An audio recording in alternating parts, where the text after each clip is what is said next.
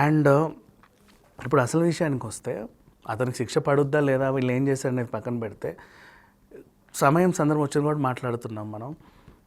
సురేఖ వాణి గారు వాళ్ళ పాప సుప్రీత వాళ్ళిద్దరు తప్ప ఎవ్వరూ లేరు లోకంలో కదా.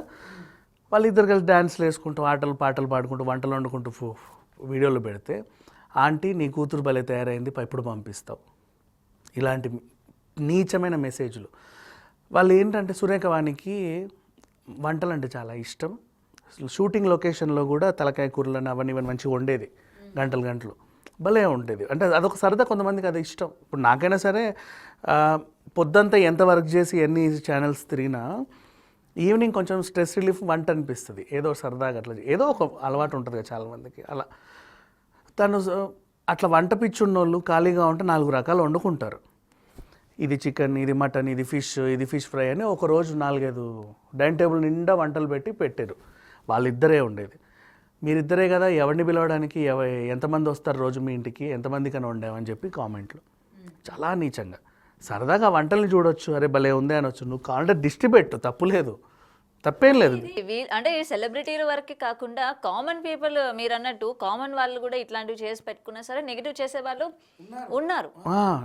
ఇప్పుడు సురేఖవాణి గారిది ఒక విషయం, మళ్ళీ సెలబ్రిటీస్నే కొంతమందిని తీసుకుందాం, సందర్భం వచ్చింది కాబట్టి.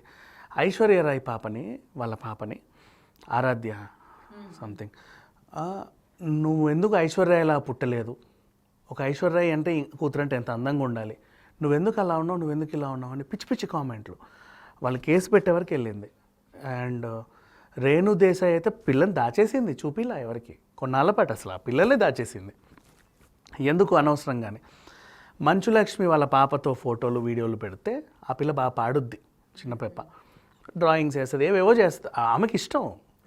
పెట్టుకుంటే చూసే వాళ్ళని బాగుంటే బాగుందని, వాళ్ళతో బాగాలేదను నెక్స్ట్ నీలాగే తయారు చేస్తున్నావా, ఎప్పుడు రంగంలోకి దించుతావా అని చెప్పి మెసేజ్లు. రోజా కూతుర్ని కూడా ఏదో పిచ్చిగా మాట్లాడితే ఏడ్చింది ఒకసారి రోజా. నా కూతుర్ని నన్నంటే అంటున్నారు కాబట్టి నా కూతురు జోలికి ఎందుకు వస్తున్నారా మీరు అని. అంటే సెలబ్రిటీ కూతుర్లు అంటే సెలబ్రిటీలో ఇంకా నయం. మహేష్ బాబు వాళ్ళ డాటర్ సితారా పాప అప్పట్లో ముద్దుగా వీడియోలు చేసేది, తర్వాత వాళ్ళ ఫ్రెండ్తో కూర్చొని కొంచెం పెరిగిన తర్వాత ఇప్పుడు మంచి బ్రాండ్ అంబాసిడర్ అయింది జ్యువెలరీ షోరూమ్కి. అక్కడ 45 రోడ్ నెంబర్కి వెళ్తే పెద్ద బంగ్లా పైన అసలు ఆమె మొహం అలా ఉంటుంది. ఆమెను పట్టుకొని కూడా రకరకాల మాటలు, అసలు ఎలా వస్తాయో చేతులు కామెంట్లు చేయడానికి, ఆ థాట్స్ రావడానికి ఆ బుర్రలు ఎలా పనిచేస్తాయో, ఆ కళ్ళు లోకాన్ని ఎలా చూస్తాయో తెలియదు వీళ్ళ వక్ర చూపు. కానీ అంత డిఫరెంట్గా. ఇప్పుడు ఇదే ప్రణీత్ హనుమంత్ వాళ్ళ టీము కన్నప్ప ట్రైలర్ రిలీజ్ అయినప్పుడు స్టార్టింగ్ ఒక ముద్ద పెట్టారు, అన్నం ముద్ద లాంటిది, శివలింగం లాగా ఏదో ఉంటుంది. ఆ ట్రైలర్లో చూపించింది, నాకు అర్థం కాలే ఏంటనేది. వీళ్ళకి ఎలా అర్థమైంది, అబ్బా స్టార్టింగే చెప్పారా, పెడుతున్నాం ఆడియన్స్ నోట్లో పెద్ద ముద్ద అని చెప్పేసి దాన్ని అన్నాడు. అలా స్టార్ట్ చేసి ఎండు వరకు కూడా అసలు ఇంకా ప్రభాస్ వేడుకుంటాడంట, ప్లీజ్ నీకు చేతనైతే నా మొహం చూపించకు, నన్ను వాడుకో అని. ఇందులో మోహన్ బాబు కూడా ఉన్నాడు, ఇంకో సన్ ఆఫ్ ఇండియా పోతుంది ఇది, ఇట్లా పిచ్చిగా మాట్లాడడం. వాళ్ళు ఏదో తీసుకున్నారు సినిమా, నీకు నచ్చదు లేకపోతే లేదు, నీకేంటి ఏం వచ్చింది, ఇట్లా ట్రోల్ చేయడం. ఇప్పుడైతే ఇతను లాస్ట్ కంటే నువ్వు సినిమాలను చేస్తున్నావు ఓకే, ప్రైవేట్ వీడియోస్ని చేస్తున్నావు ఓకే, మిగతా వాళ్ళని ట్రోల్ చేస్తున్నావు ఓకే, బాగానే ఉంది.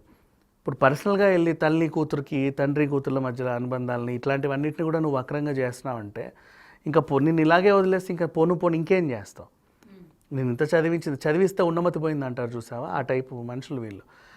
ఇతనుకున్న ప్యాషన్ ఏంటో వీళ్ళ చేసే చేష్టలకు అసలు సంబంధమే లేదు. ఇంకోటి ఇన్సిడెంట్లోకి వాళ్ళ పేరెంట్స్ని లాగొద్దని కూడా ఆయన చెప్పడం జరిగింది కదా, దీనికేం చెప్తారు? అయినా సరే మొబైల్ ఫోన్స్ అంటే మంచికి వాడాలి, లేకపోతే మనం ఏదైనా ఒక వీడియోస్ చేస్తున్నప్పుడు మనకి అంటే ఒకరు మన దగ్గర నుంచి ఏమైనా నేర్చుకునేట్టు, లేకపోతే ఇన్ఫర్మేటివ్ ఉండాలి అని చెప్పి చేసే వాళ్ళని చూసాం. కానీ ఇలాంటి వీడియోస్ చేయడానికి మెయిన్గా అటు గవర్నమెంట్ కానీ లేకపోతే పోలీస్ డిపార్ట్మెంట్ కానీ రెస్ట్రిక్టెడ్ పెట్టకపోవడం ఇలాంటివి కారణం అంటారా?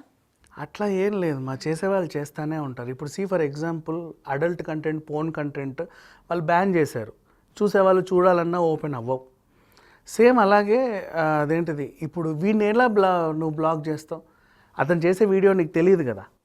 అంటే యూట్యూబ్కి కొన్ని ఉండవా సార్, కొన్ని రెస్ట్రిక్షన్? ఎట్లా మనం మాట్లాడే ఇప్పుడు మనం మాట్లాడింది కూడా ఫర్ ఎగ్జాంపుల్ అది ఏం తీసుకుంటుంది యూట్యూబ్ అయినా అది దానికి ఇంకా ఎంత ఏఐ టెక్నాలజీ వచ్చినా కూడా అది అవ్వని పని అది. నువ్వు ఎవరిని వాళ్ళని కంట్రోల్ చేస్తావు.